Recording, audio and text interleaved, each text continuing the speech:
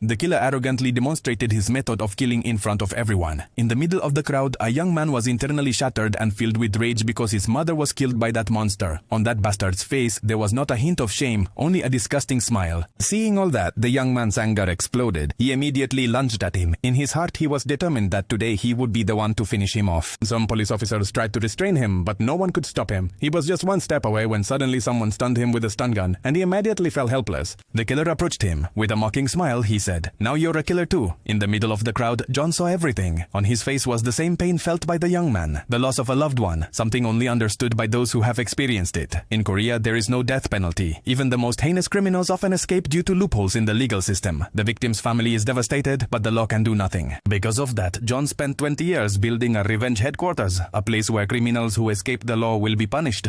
He named his team Revenge Taxi. Its members are Lisa, a hacking expert, Mark and Jim, the mechanics, and John as the mastermind. They only needed one more thing, a great driver. That day, John saw the young man and was impressed with his driving skills. That night, he took the young man's file. It turned out he was a former Special Forces soldier who had retired, exactly the person he was waiting for. After learning everything, John immediately approached him and handed over a taxi driver card. He offered the young man to join Revenge Taxi, to punish the monsters above the law. The young man was filled with anger because he couldn't avenge his mother, so he immediately agreed. His first target was a rapist who should have received a life sentence, but managed to get free by pretending to have a mental disorder. People stood holding posters against him, but it didn't change anything. In anger, the crowd threw trash at him, and that's when his true face was revealed. In public, he pretended to be innocent, but once inside the taxi, his true nature immediately came out. However, this time he could no longer act arrogantly because he was already sitting in the young man's taxi model. At the intersection, the young man performed a perfect drift and turned into a small street. Meanwhile, Jim blocked the reporters by parking his car pretending it broke down. The criminal thought the reporters were left behind and became happy, but soon he realized that the car went in the wrong direction.